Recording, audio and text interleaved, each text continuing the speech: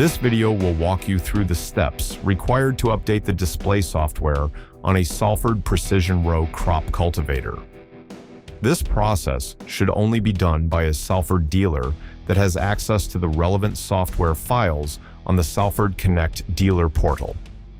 To complete the software update, you will need an unencrypted USB drive, which has been formatted as FAT32.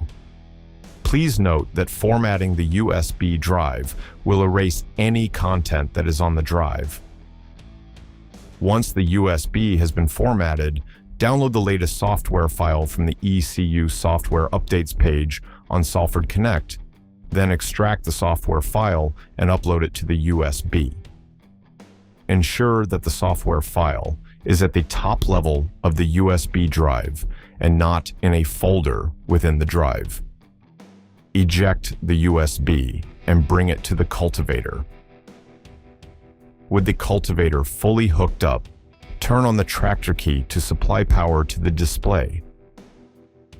On the back of the display is a harness with several branches.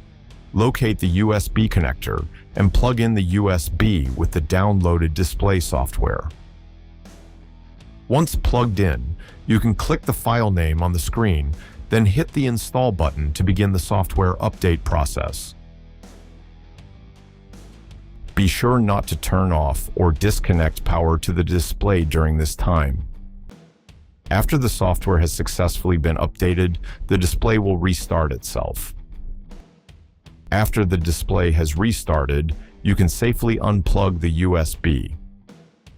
If you forgot to unplug or do not wish to upload the display software, you may hit the X button at the corner of the screen and unplug the USB.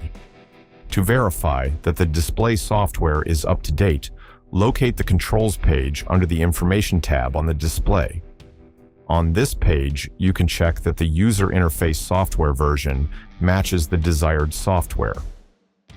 Once the display software has been uploaded, your precision row crop cultivator is ready for the field.